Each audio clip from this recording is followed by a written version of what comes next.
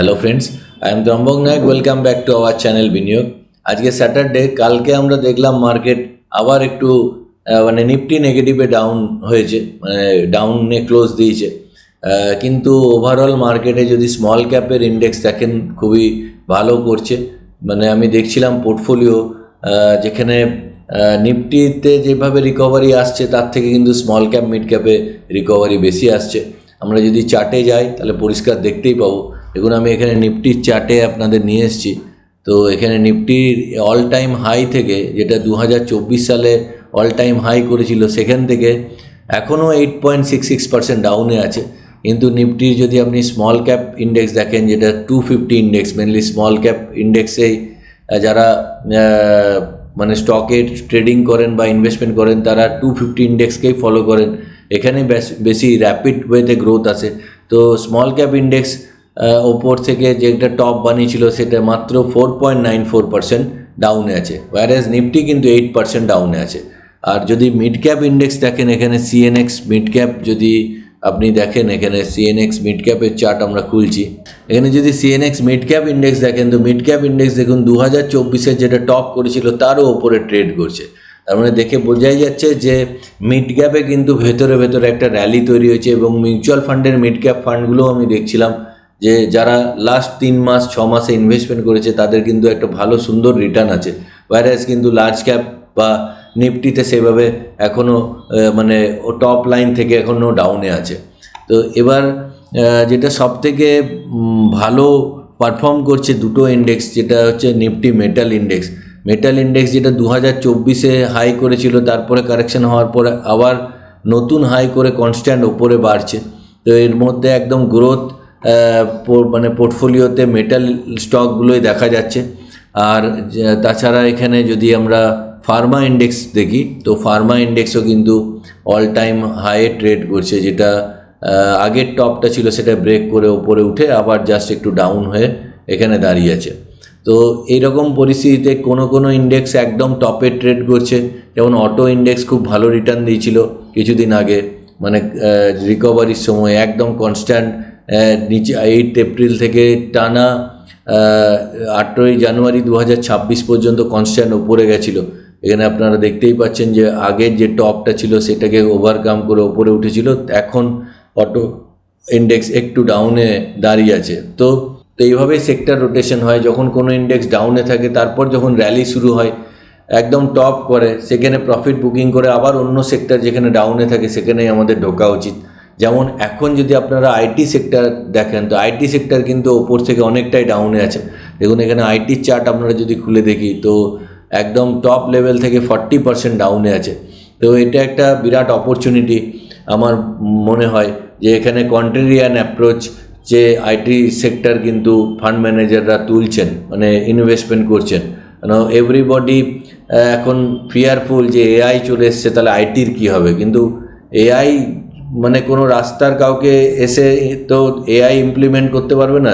বড় আইটি জায়েন্টের কাছেই সেই সব টেকনোলজি আসবে। এবং যেখানে ট্রান্সক্রিপ্ট কলগুলো যেগুলোতে কোম্পানি ম্যানেজমেন্ট বার্তা দেন, তো সেখানে তারা অলরেডি বলছে যে এআইয়ে তারা বিলিয়ন ডলার ইনভেস্টমেন্ট করছে।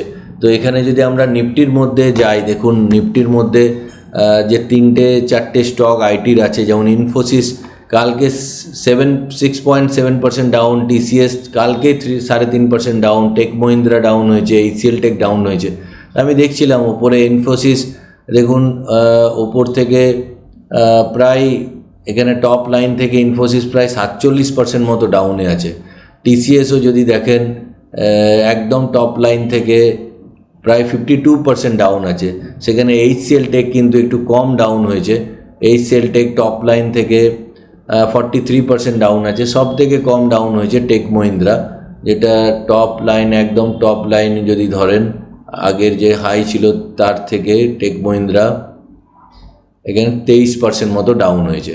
কিন্তু আপনি যদি ফাইন্যান্সিয়াল খুলে দেখেন, দেখুন টিসিএসের আমি ফাইন্যান্সিয়াল দেখছিলাম। টিসিএসে এখানে আমরা যদি নেট প্রফিটে দেখি, টিসিএসের নেট প্রফিট আমরা যদি দেখি, দেখুন 49,454 কোটি টাকা। মানে এটা আগে কোনোবারেই নেট প্রফিট আসেনি। তা all time net profit high অথচ স্টক প্রাইস ডাউন আছে প্রায় 46%, 52%। আমরা যদি ইনফোসিসও খুলে দেখি, দেখুন ইনফোসিস লিমিটেডের দেখুন নেট প্রফিট আমি দেখছিলাম এখানে 29,474 কোটি টাকা নেট প্রফিট। আগে 2015 12,300 কোটি টাকার নেট প্রফিট ছিল, 2017-তে 14,300 কোটি টাকা ছিল, 2020-তে কোভিড আসার সময়ে 16,000 কোটি টাকার নেট প্রফিট ছিল, সেখান থেকে এখন 29,000 কোটি টাকার নেট প্রফিট। অথচ যদি আপনি ইনফোসিসের চার্ট দেখেন তো ইনফোসিস ওপর থেকে একদম টপ লাইন থেকে 47% ডাউনে ট্রেড করছে। টিসিএস যদি দেখেন তো আরও ভয়ানক 52%-এর নিচে ট্রেড করছে। এখানে টপ লাইন থেকে টিসিএস 52 কেন আরও বেশি 54% ডাউনে ট্রেড করছে। তো সত্যিই বিচিত্র স্টক মার্কেট, যেখানে অল টাইম প্রফিট আসছে সেখানে শেয়ার প্রাইস ডাউন 54%। এখানে অপরচুনিটি লুকিয়ে থাকে। অথচ মেটাল স্টক, যেগুলো মেটাল ভালো ভালো মেটাল স্টকে কিন্তু কনস্ট্যান্ট বাড়ছে। এবার আমরা যদি ভালো কিছু মেটাল স্টকের চার্ট দেখি, জাস্ট কমপ্লিট অপোজিট ডিরেকশনে আপনি দেখতে পাবেন। দেখুন জেএসডব্লিউ স্টিল যদি আপনি দেখেন, জেএসডব্লিউ স্টিল, এখানে জেএসডব্লিউ স্টিল লিমিটেডের দেখুন চার্ট, দেখুন যে কনস্ট্যান্ট আপ ট্রেন্ডে বাড়ছে।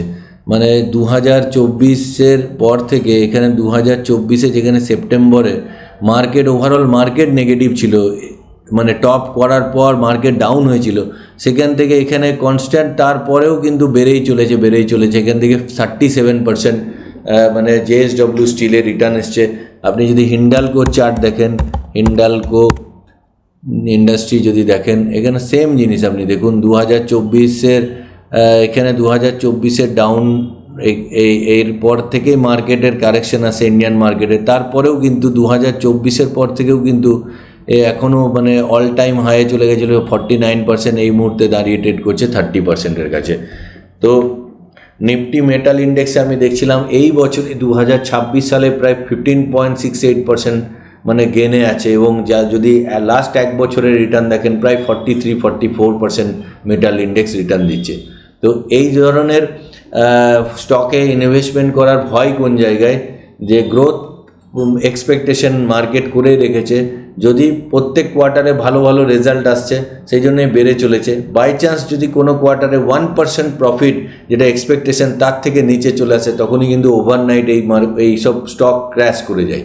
তখনই আপনার একদম হোল্ডিং ওপরে কেনা থাকবে, আর এমন পড়বে এখন 3 থেকে 5 বছর বা 7 বছর ঘুরতে টাইম লাগে কোনো সেক্টর, মানে এগুলো হচ্ছে সিক্লিক্যাল কোম্পানি বা সাইক্লিক্যাল কোম্পানি যাই বলবেন, তো সেগুলো টাইম কিন্তু প্রচণ্ড টাইম লেগে যায়। তো অনেকে মনে করতে পারে যে স্টক বাড়ছে সেই স্টক আমরা কিনবো না কেন, যে স্টক পড়ে আছে সেই স্টক কেন কিনবো। তো মার্জিন অফ সেফটিতে আপনি অনেক বেশি সেফ থাকবেন যদি কোম্পানির ফান্ডামেন্টালি গুড কোয়ালিটি অথচ স্টক পড়ে থাকে, সেখানে ঢোকা অনেক বেশি নিরাপদ।